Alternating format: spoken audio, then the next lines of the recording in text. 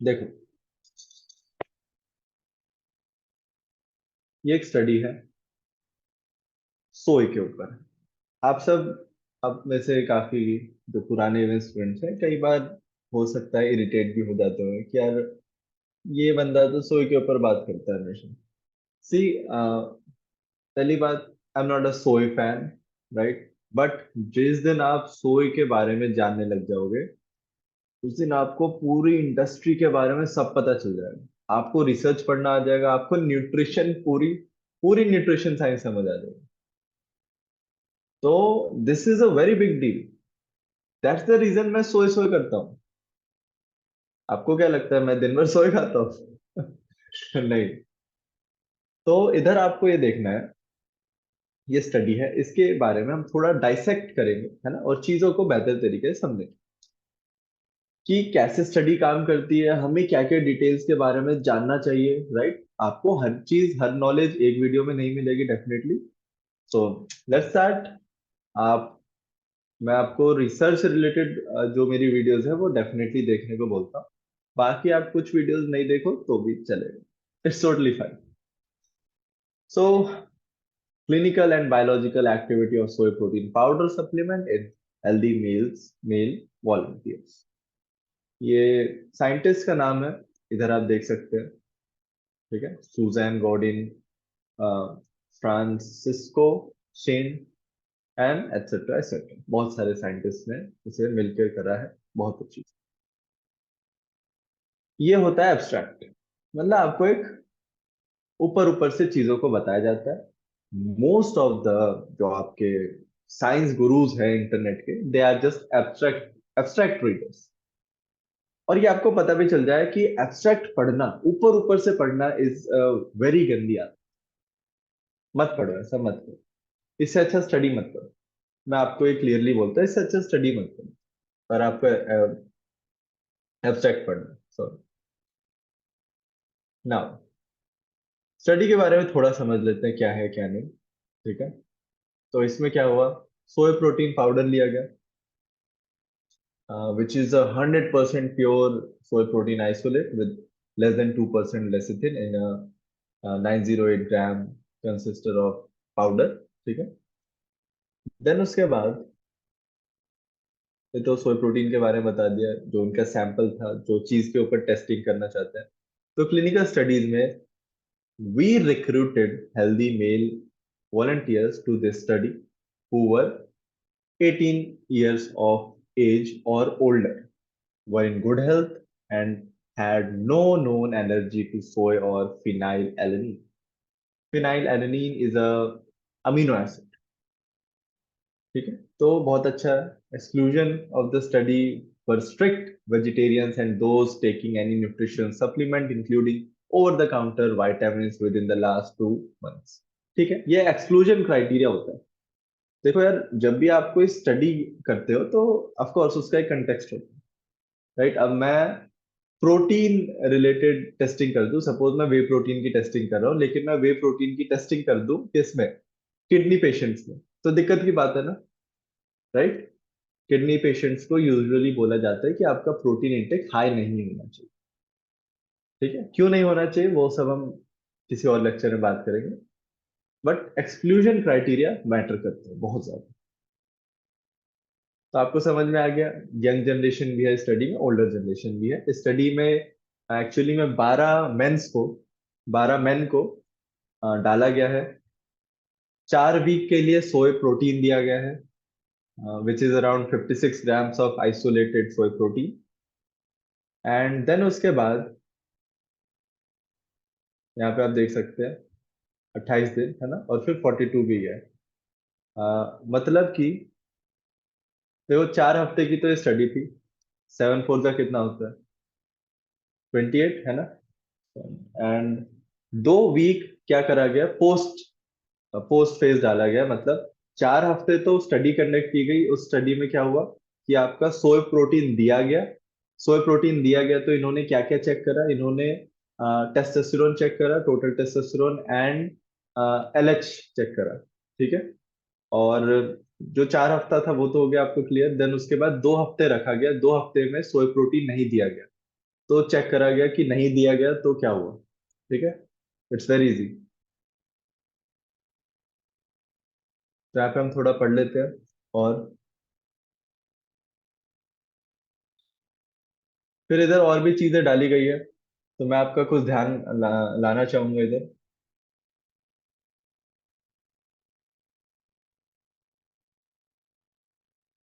जैसे कि history and physical examination were done on the subjects who enrolled. साफ बात है, बेसलाइन पहले उन्होंने चेक करा कि भाई जब उन्हें सोए प्रोटीन या कुछ भी ऐसा नहीं दिया गया तब उनका बेसलाइन टेस्टोस्टेरोन क्या है, बेसलाइन एलएच लेवल क्या है। एंड देन उसके बाद अ, जो फर्दर ब्लड टेस्ट लिए गए, ठीक है, डिफरेंट डेज पे, वो करा गया। एंड उन्होंने जो ब्लड टेस्ट के टाइमिंग रखी वो सेम रखी, बिकॉज आपको पता है कि टेस्टोस्टेरोन सुबह थोड़ा सा ज्यादा होता है एंड जैसे जैसे शाम होती रहती है आपका जो टेस्टोस्टेरोन है वो थोड़ा सा डिक्रीज हो जाता है। ठीक है, तो इसलिए एक टाइम रखा गया।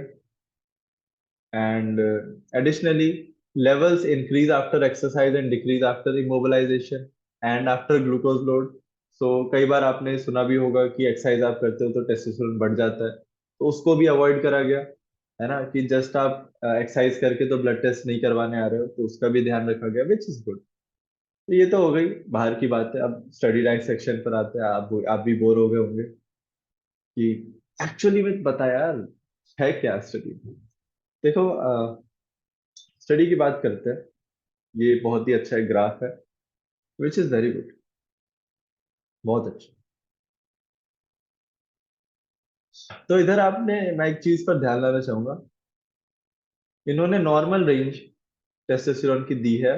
The normal range of testosterone is 241 से 287 nanogram per decilitre. This is the normal testosterone level, ठीक है, करेक्ट है।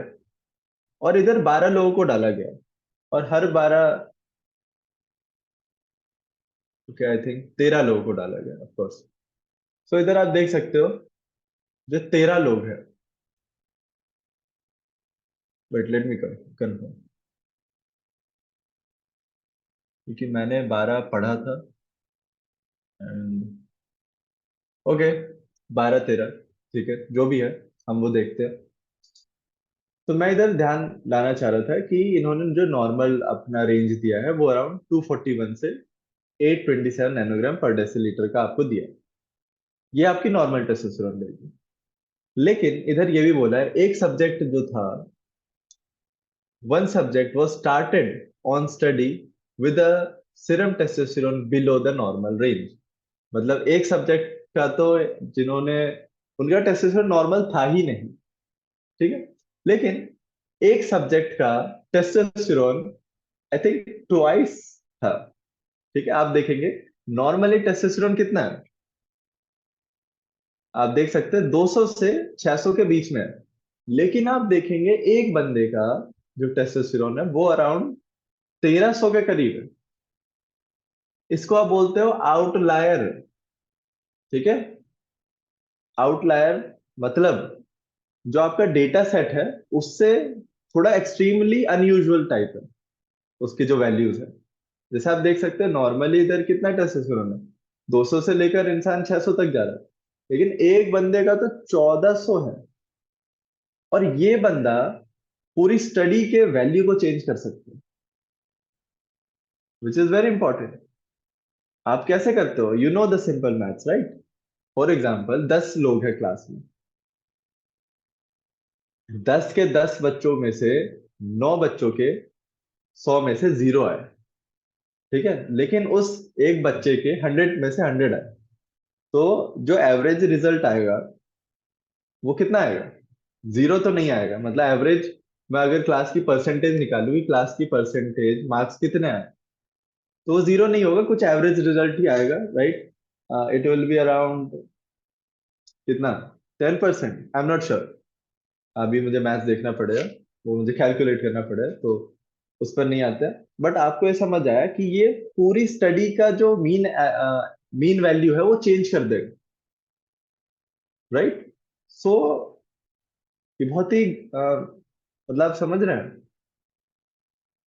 स्टडी ऐसी, मैं खुद क्वेश्चन करना चाहूंगा ऑथर साहब से कि क्या आप इस स्टडी को रीएनालाइज करेंगे? क्या इस स्टडी में से ये जो sp2 है, राइट, इस सब्जेक्ट को नाम दिया गया sp2, तो सोई प्रोटीन दूसरे बंदे को दो, sp मतलब सोई प्रोटीन, इसको अगर आप निकाल दो तो क्या स्टडी में बहुत ज्यादा फ्लक्चुएशन नहीं आएगा? बिकॉज आप देख सकते हो सोए के बाद तो इसका टेस्टोस्टेरोन गिरा ही, बहुत ज्यादा गिर गया, अराउंड हाफ हो गया। और उसके बाद भी, सोए छोड़ने के बाद भी उसका गिरते ही जा रहा है। तो मुझे पता नहीं चल रहा है सोए से है किसी और से, तो ये आपको समझना पड़ेगा, राइट। और इधर डाइट की भी बहुत अच्छी कंट्रोलिंग नहीं है कि आप सेम डाइट ले रहे थे, सब कुछ ऐसा नहीं है। तो ये चीज है। And again this is not a randomise control trial, this is a normal trial, जिसमें कि इवन कोई कंट्रोल ग्रुप भी नहीं है। कंट्रोल ग्रुप क्या होता है मैं बताना चाहूंगा आपके लिए। एक बड़ी अच्छी सी स्टडी डेफिनेशन ढूंढ के रखी थी मैंने।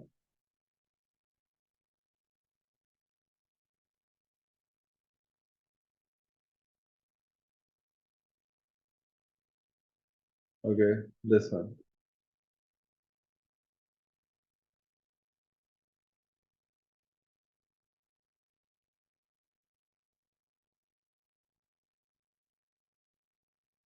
Okay, so in a clinical trial, the group that does not receive the new treatment being studied, this group is compared to the group that receives the new treatment to see if the new treatment works. मतलब for example आप ऐसे समझो, एक group है जिसको मैंने कुछ नहीं दिया, ठीक है, तो वो हो गया हमारा कंट्रोल ग्रुप। और एक ग्रुप जिसको मैं एक्चुअली में जानना चाह रहा हूँ, जिसके ऊपर कि कुछ मैं दे रहा हूँ तो क्या एक्चुअल में इफेक्ट आ रहा है, राइट। फॉर एग्जाम्पल मैंने एक बीपी की गोली बनाई, बीपी की गोली का नाम क्या है? प्रभात बीपी गोली, ठीक है। तो प्रभात बीपी बीपी गोली मैंने इस ग्रुप को दी और इस ग्रुप को नहीं दी, ठीक है। बाकी चीजें मैंने वेरिएबल सेम कर दिए, भाई दोनों सेम डाइट खा रहे हैं, सॉल्ट कंसंट्रेशन भी सेम है, राइट। दिस कैन बी ए कंफाउंडर। कंफाउंडर समझ आना चाहिए आपको। कंफाउंडर क्या होता है? भाई आपका ब्लड प्रेशर सॉल्ट के ऊपर भी डिपेंड करता है। तो अगर मैं मान लो ये ग्रुप था, इस ग्रुप को मैं क्या दे रहा था? प्रभात की बीपी की गोली। अगर मैं इस ग्रुप को सॉल्ट रिड्यूस कर दूं तो at the end of the day जो रिजल्ट आएगा वो यही आएगा ना, कि भाई बीपी रिड्यूस हो गया। अब वो एक्चुअली में सॉल्ट से हुआ है या फिर बीपी गोली से हुआ है, यू नेवर नो, है ना। तो इसलिए चीजों को कंट्रोल करना चाहिए, है ना। इसको बोलते हैं कन्फाउंडर्स, ठीक है। अब बहुत लोग बोलेंगे, और बहुत ही छोटे एग्जांपल समझाता हूँ। बॉडी बिल्डर आएंगे, एड एड आपने देखी होगी, ये रहा BCAA, या ये रहा शिला जी।